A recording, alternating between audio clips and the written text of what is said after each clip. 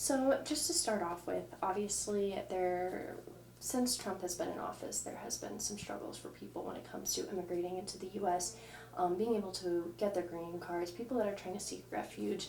And within the past week or so, he's been making, a lot of statements when it comes to people trying to, again, come here from certain countries. I just want to hear what you have heard from people here that are trying to seek refuge in Lane County, again, like you said, trying to get their green cards, just trying to become and immigrate into the U.S., what that process has been like and the struggles that they've been going through. Sure. So we work with Oregonians, folks who are here who are trying to navigate various legal pathways to status. We've worked with refugees who were admitted to the United States through the U.S. Refugee Admissions Program, sort of like at the invitation. They came here at the invitation of the U.S. Federal government. And so we have helped those folks apply for green cards.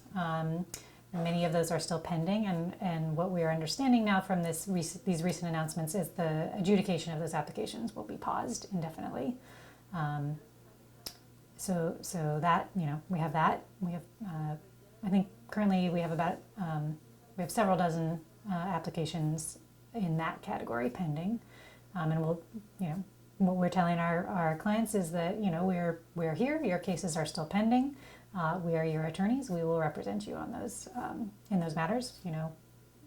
Whether there are additional reviews that are brought into place, or whatever the circumstances may be. We also work with people who are seeking asylum, so who have come through various ways, but are in the United States seeking status. And so our understanding is that final adjudication of those claims is currently paused now, but people are still needing to apply for asylum to meet various deadlines. Many cases are pending, even sometimes interviews are still being scheduled, but our understanding is they won't get a final decision on those cases at the moment. I was going to say, how does that put a wrench into that process? It's already a complicated process to have to go through. Mm-hmm. What would you say is that added stress onto people right now when it comes to just, again, trying to live their lives and go about, and again, seeking that refuge and just being able to live. Right. Well, I think for, many of us, I'm a fifth generation Oregonian, I've never had to question my citizenship status or my, my safety in this country. And so I think for folks like me, it might come as a surprise just how stressful it is for people to have that uncertainty. They are here really seeking refuge. It's not safe for them to be in their home country. It's not safe for their families to be there. And so they've come here, come to the United States, come to America looking for safety. And to have this uncertainty about whether they're going to be allowed to stay is an incredible stressful burden. I think it's probably akin to having a death in the family or a chronic illness or a divorce or usually one of those major life events, except it can last for years. So, specifically here in Lane County, how many cases are you seeing right now, again, where that struggle is now becoming very prevalent because of what's going on in the government and with, again, Trump's policies when it comes to people trying to seek refuge and immigrate into the country? What does that look like here in Lane County? How many people are being affected here in specific? Well, I think everybody that's trying to navigate the immigration system is under some amount of stress. Even folks who are permanent residents, I think, are still feeling uncertain about their status, even though they, in the past that wouldn't be a concern. So we have thousands of people in Lane County alone who are in this situation for sure. Yeah, and again, as we were talking a little bit earlier, it's an entire process to go through, a lot of appointments that are still having to be made because, this is still ongoing, even with what's happening in the government. Just that, again, what is it like for people, just, that fear of going outside, not knowing, they're trying to, again, seek refuge, be here in Lane County, but they have a fear of just walking out of their house right now. What has that been like when it comes to working with people here in Lane Mm-hmm. County that are, again, trying to seek that refuge and get immigration here into the U.S.? Right. We're seeing we're hearing reports of people who are afraid to leave their homes. They're afraid to go grocery shopping. They're keeping their kids home from school because they're afraid, that they might get picked up or on the way, after dropping their kid off at school. And we've seen that. We've seen parents be detained after dropping their children off at school here in the last month. We see people who are less interested in coming into an office for an appointment and would rather have a phone call or a video call. So we try to work with people and meet them where they are, but that fear is definitely real. Absolutely. When it comes to, again, that with everything happening in government, like, how does that work on a legal aspect for you guys? Like, what do you guys have to go through with, again, Trump saying, certain people can't immigrate from these specific countries? What does that look like on your guys' end legally, trying to go about all of that? Right. Well, in one of our social services programs here, we had a refugee resettlement program. So we were welcoming individuals through this federal program.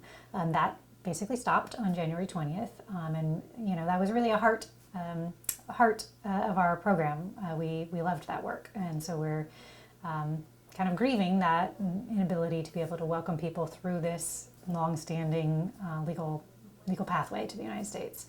And we also have many families that have been separated by the immigration process.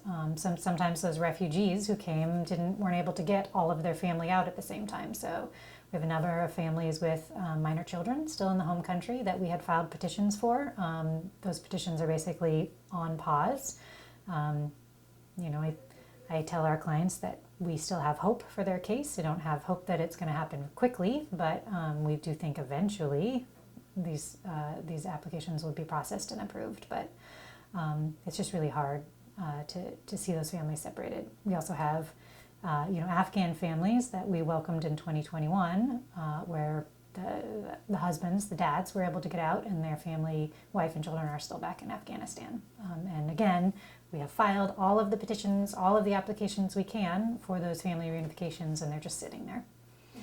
Can you talk a little bit about, it's going to take time now, especially you talked about with everything having kind of come to a pause because of on January 20th.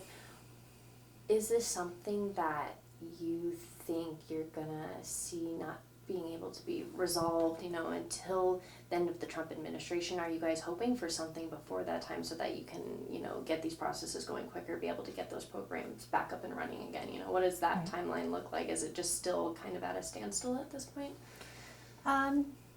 We always hope that there will be, processing will resume, and, there are existing laws and regulations and programs in place that are legal pathways. And, I think people who are in the United States who have status should have they have a right to have their family together. They have a right to have those applications processed. So I hope that will happen.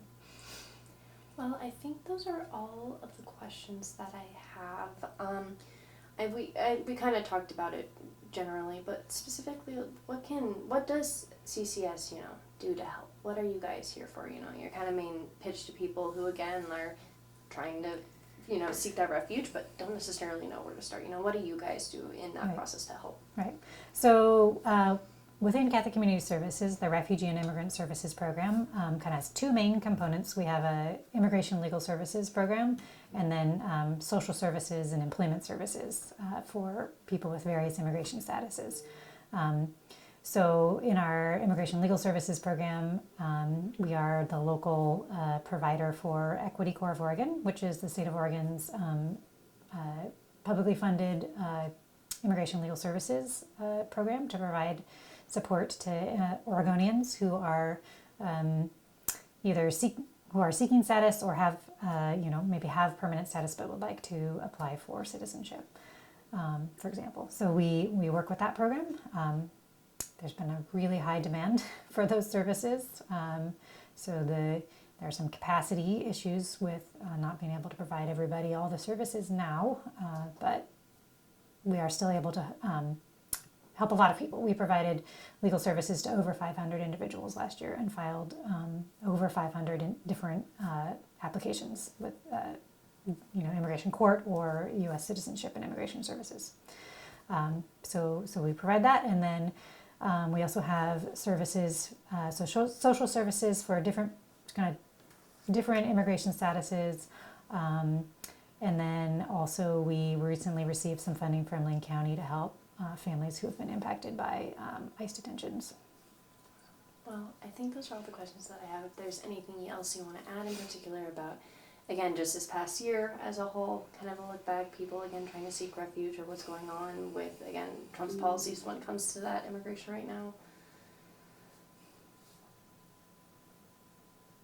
Well, I mean, I guess I hope that this focus on immigration in the United States and immigration enforcement and the immigration processes, I hope that this will encourage people to have more conversations and learn more about the status of our immigration system as it currently is, and the need for some changes in that regard, some reforms to make it work better for everybody.